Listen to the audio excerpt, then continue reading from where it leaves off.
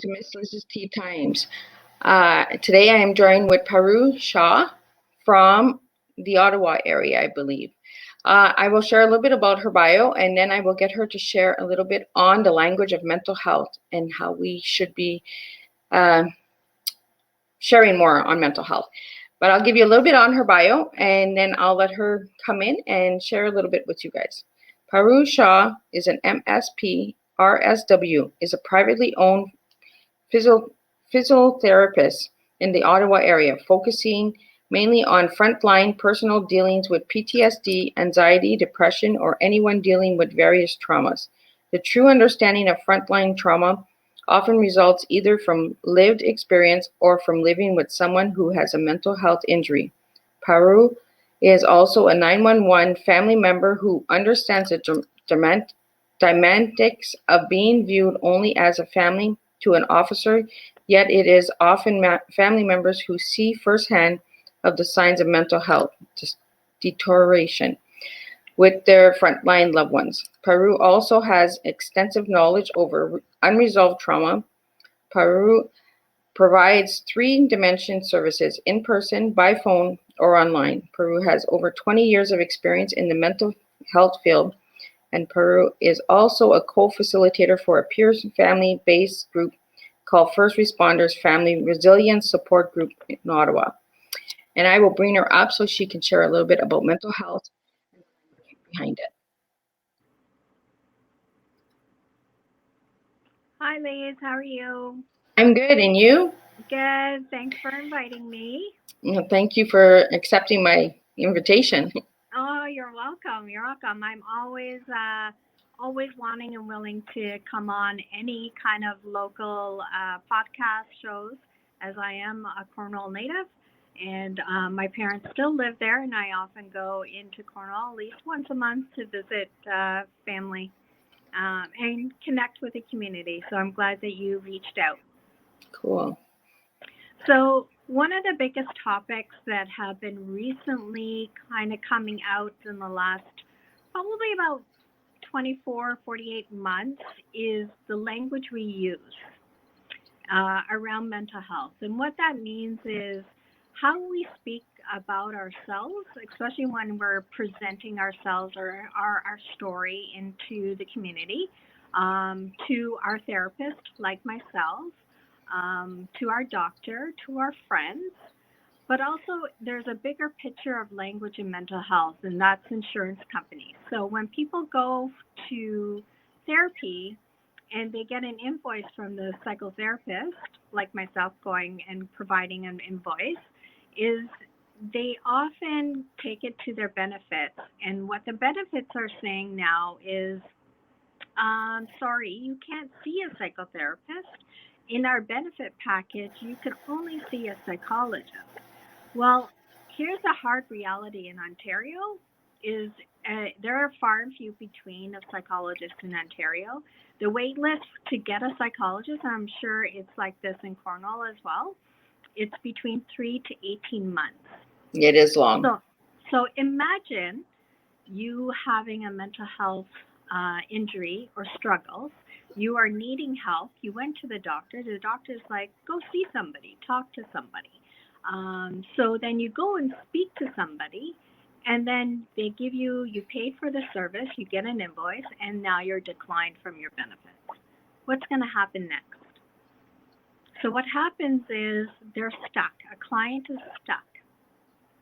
And here's the harsh reality as well is that insurance companies, what they do is they don't understand the time of change. So colleges, so any psychotherapist, registered social worker, psychologist, psychiatrist, physicians, they're all regulated by different colleges that they have their niche in. So doctors are involved with Ontario Physicians and Surgeons of Ontario. I myself is under the College of Social Work. Under our colleges, specifically social work and psychotherapy, we never ever required to be under a psychologist. So what that means is I can still practice as long as I've had my graduate degree and my experiences. I do not need to be under a psychologist for co-signatures. So that definitely is an opposite to what the insurance companies are saying. So the past year or so, I've been kind of doing a lot more education on what that looks like for insurances, how a client can enforce that, and also the fact that I never leave anyone behind. So I've had a few clients in the past who say, I can't afford you, but I want to stay with you because you do provide great services. What can you do for me? And I say, well, if I can't help you, I will definitely be able to find someone who is under your insurance plan.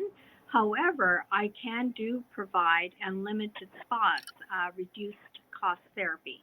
So it's a reduced cost, which is uninsured clients who can't afford the full fee. So that's a different part of language, how we change the language and how we can improve the language by actually education and understanding that piece, because that's a big piece in Ontario. So that's a pretty good hefty language change that needs to be done. It is changing slowly, very slowly. I know some Manulife packages are being changed. Sun Life is very slow. Great West Life insurance companies packages are changing. So there are changes, but it's slow. Okay. Yeah. And you're embracing empowerment counseling services. That your own service that you've created?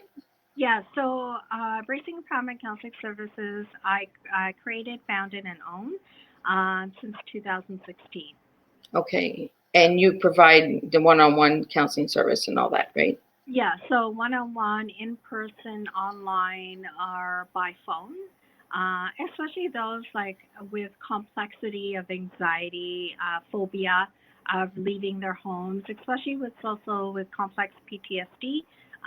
There is that realm of being frozen in your own home, not able to leave, but really wanting that help. So I'm there for that, and also rural areas, right? If a lot of people don't have vehicles, and then there's only one bus per day coming, going, and leaving the rural area and coming back to the end of the day. So it's a definitely a mobility thing that I can provide. Okay. So you provide transportation as well? No, I do not. Oh, okay. No. Okay. No. But the mobility is in a sense of being in your own home, in your Okay. safe zone, and then being able to go online like what we're doing right now. One thing I do have to mention is in psychotherapy, in social work, when we provide services, therapeutic services, we are regulated of what we can and cannot provide. So I cannot do FaceTime, I cannot do Skype, and I can't provide text therapy ongoing. Okay. Right? Because here's the reality, someone's here telling me their story, but they don't want the whole world to know. Okay. Right? Or they want to make sure that their privacy is being secured. So my online platform is a Canadian secure system where it's encrypted, even if someone tried to get in into understanding the dialogue. Okay. Okay. And where do you feel, Peru, that the language between businesses and employees need to change? Like you said, with the insurance policies and all that, that's slowly changing. But where else can it be changed? In our talks. In our talks. Like, yeah. For example, so we used to say for addiction, alcohol abuse or substance abuse. Well, reality is, did they intend? Is there an intent to harm? Okay. Did they intend to harm? No. The reality is, no, they didn't. Right? It's a whole different ballgame with addiction. Usually, I always advise addiction is a secondary trauma to hide the real trauma, what's happening.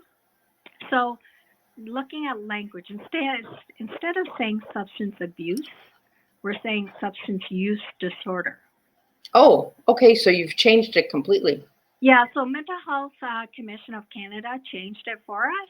So they actually, if you go on their website, the Mental Health Commission of Canada, and you look at link, it shows you a whole list. Okay. Like for example, committed suicide. Who commits suicide? Who commits to that? Nobody commits to that. There's no pre-planning in regards to, I'm going to commit to this. This is what's happening. I mean, there is a plan on Mm-hmm. suicide, but how we say it is died by suicide. Which makes more sense because committing, and I think that's where a lot of people get judged when they do commit suicide, right? How Yeah. dare you plan that? How dare you take your life and leave us? You know what I mean? Um, with death of a suicide, it's more of a reality, right? It's facts. Someone has died from it, you know, and we don't plan to kill ourselves, like people who live with mental health. I know for myself, when I had suicidal thoughts, I didn't plan to die. I just planned to stop the pain. Yeah, and that's the whole thing about suicide. It isn't around talking about ending your life. It's ending the pain. Yeah. Right? So, self-harming, right? So, a lot of people believe the language is self-harming. It goes automatically to cutting. But self-harming can come from different forms as well. Reduction of eating disorder, reduction of eating, reduction of nutrition, forceful not eating, forceful of, hitting yourself against a furniture. So, understanding self-harming is not just for cutting. So Okay. there's different other forms of self-harming. So using and understanding, again, not a lot of people know about the language, but Yeah. if we speak about it and we talk about it, there's education there, there's awareness Yeah. there. So now we're aware of it, now we can actually make that change. I always believe we can't just do the talking. We actually Okay. have to have an actionable resource or an Exactly. actual statement to do this, right? Yeah. So that's the change. That's the language change. Like, this drives me crazy. Well, crazy indicates that you're, kind of out of norm. You're not like Yeah. me. You're different. That's boo-hoo. You shouldn't be with me. But Yeah. instead of saying that, you can say that bothers me. That annoys me. Yeah. We Right? have a question here. Substance abuse disorder. I believe that person wants to know more about it. So, substance use disorder can come from nicotine, alcohol, drugs, street drugs of any form. So, if a person believes that they're using drugs that they can't leave without them, and they're using on a very daily basis to an extreme where they lost their job, they're pining for money, pawning for things for money to get that release, to feel the numbness, and it's constant. Loss of job, loss of family, loss of friends, and it's all about getting the hit, whether it be alcohol, whether it be drugs. Um, any of that form is substance abuse. A substance use disorder is that. Okay. Yeah. And what kind of therapy is done for that? Depending. So I often say, when a client comes in and they say to me, well, I have mental health and addiction issues, well, I talk about it, right? Okay, what are Okay. your mental health struggles? What's happening? And where did your addiction come? What do you believe you're addicted to? Well, I've had many clients who say, well, I've been sexually abused while I was a kid. I never had therapy, and all of a sudden, in the last 5 years, I started to have, I can't live without a drink. And I'm now drinking like a 24 case of beer every day, Oh, or, wow. or anything like that. Well, then when they're telling me that, they're telling me that they haven't dealt with their trauma. They never had a chance to deal with their trauma. Therefore, they're now aware something's happening, something's changing. They don't like their environment, their feelings, their thoughts, and they want to numb it. So they use alcohol to numb it. So that means it's Okay. a secondary trauma of the addiction. Primary, we must deal with primary first in order to deal with the addiction. Okay. And do you feel that mental health is connected with trauma? Absolutely. Okay. Absolutely. Yeah, in any form. Your trauma could be, sometimes we're always afraid to speak, right? If someone talks like Bell Let's Talk, everybody's talking about severe trauma, abuse, and you're like, I want to speak, but it's not as bad as theirs, so maybe I don't need that platform. Yeah, But the reality is, trauma is trauma. exactly. Trauma changes people, period. Right? So no Yeah, matter if it's minute, acute to severe, yeah, it changes you as a person. You are still valued as a person. yeah. So you are able and you are worthy enough to share that piece when you are ready. Do you feel like trauma is a new way of living? Like we have to relearn how to live again, right? Once we've Yes, been yes, traumatized. yeah. When we're traumatized, we are then become a little bit more acutely aware of what our surroundings are. So, for example, if someone is really trauma over anxiety and feeling that they've been, sexually assaulted and taken away, they don't want to leave. They don't want to go somewhere. So trauma is like, oh, I can't be near people. I can't be away from people. So then if you have that ability and awareness of that, that something's off with you and you're feeling that you need to speak to somebody about that, I always say, hey, by the way, it sounds like you have gone through something. You've gone through Yeah. something heavy. That means you've been traumatized by Okay. something, right? Oh, we have another question here. Do you agree with the injection sites? Harm reduction, right? Harm reduction is definitely a hot topic here in Ottawa. Okay. Actually, there was a news clip, I think 2 or 3 days ago, about alcoholism Okay. and homelessness and how they were doing harm reduction with alcohol for those who have felt that they have substance use disorder around alcohol. So injection definitely. I don't say go or for it against it, but at this point I do believe in harm reduction. So Okay. if you're saying to somebody, okay, you are addicted to drugs, I want to help you, but look at the reality.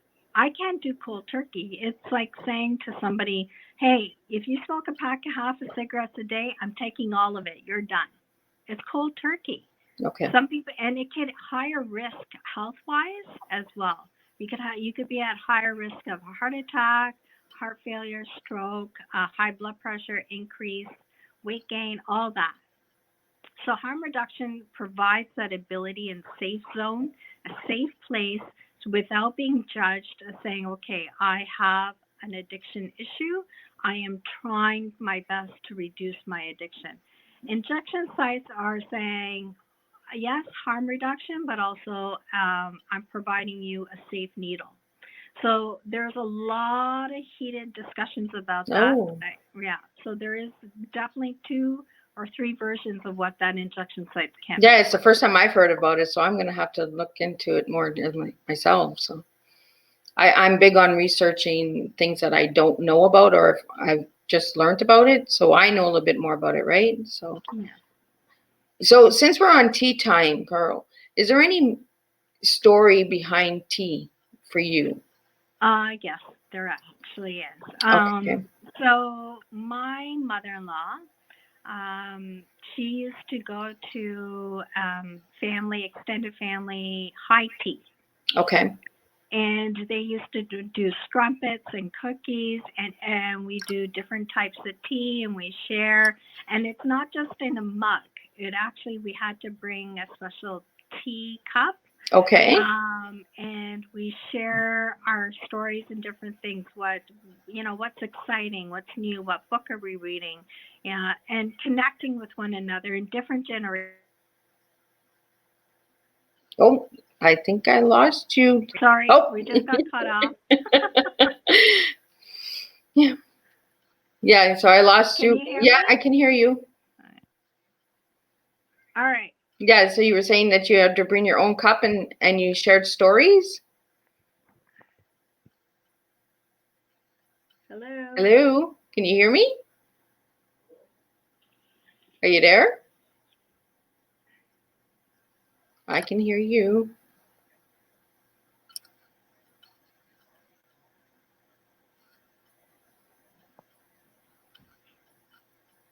Is it working?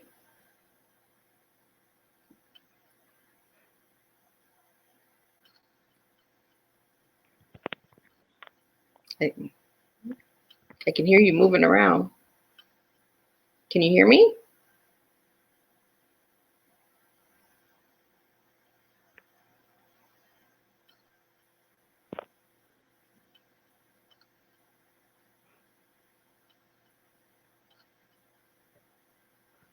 I think we're having some technical difficulties again to stream.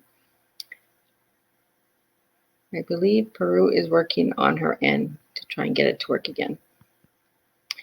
For anybody who is watching the program today or will be watching a recap, if you have any questions at all, please leave them in the comments and I will make sure that Peru gets them to you and she will be able to answer them. At the end of the stream, I will get Peru to put... Oh, I'm here. Oh, and she's back. I was just saying that if anybody had any questions or anything, that they could leave them in the comments, and for sure, with you tagged in the stream, you will see these questions, and you can answer the questions if anybody has any, if they want to reach out to you or anything, and maybe put your information for your services in the bottom if you choose to. Okay. Anything that you want to share or anything you feel that needs to be shared, don't be shy and just share it in the comments and we'll get it out there for you. So we were talking about the tea stories on how you had to bring a teacup and you had to share stories. So was it like stories of what happened in the year or stories from past? It was different generations. So there was like from age 80 to my age to when I had my children. They came along and they shared with the tea. So to clarify, kids, I don't, I'm very stringent on what I provide food and drinks to my children at appropriate age. So what we used to do for kids is put more warm milk than the tea itself in the teacup. So they were able to say, okay, I can join in. I can have fun. So I have many pictures with my mother-in-law, my oldest, when she was younger with the tea. My mother-in-law has passed along several years now, but we still, every so often on her birthday or on Mother's Day, we bring a tea pot that we got inherited by her, from her, and we make our tea and we put a blanket on the floor near the kitchen and we do a little tea time. So we have been doing that every so often, just as a cherished memory of my mother-in-law and their nana. Oh, that is nice. Yeah. Do you feel that tea is making a difference in the world with mental health? I think, tea time, high tea. I've been actually gone to a couple events with it's primarily high tea. And I think tea in itself is very, the word calmness comes into mind right away. And it also provides openness and in a safe environment. So yes, definitely tea time has been able to provide that safe space of discussions that can be very difficult. And do you feel that platforms like myself are making a difference for mental health? Absolutely. And I think you and I had talked about this previously as well, is that the more we talk about, the more we're out there. Sometimes even talking can be outside of our comfort zone, but being able to provide a safe place, a safe show, a safe communication of understanding a conversation. That's how we start, right? We start with a conversation. As long as we're not stagnant in the conversation, that we're kind of evolving in time with the times that, okay, now we're placing a conversation around mental health. What do we do next? What can we provide next? And is there one last message you would like to give to my viewers today before we leave? Because I know you're on a time schedule, so. I think right now, I think a lot of people are trying to figure out, am I alone in this? Am I, and is it okay for me not to be always happy? Okay. And I'm telling everybody it's okay to not be okay right now. Yeah. Right. My biggest thing is it's okay to be different. You don't need to, you don't need to be like everyone else. If you're a little different, it's okay. It's beautiful. Different is beautiful, right? So. Yeah. So with that, I'm going to say thank you for joining me today because I know you're on a schedule and I don't want to keep you over your time limit. So, but I will have you back again and maybe we can talk a little bit more on different tools and tips on how to stay healthy and how to reach out to an employer or something if you're struggling with mental health.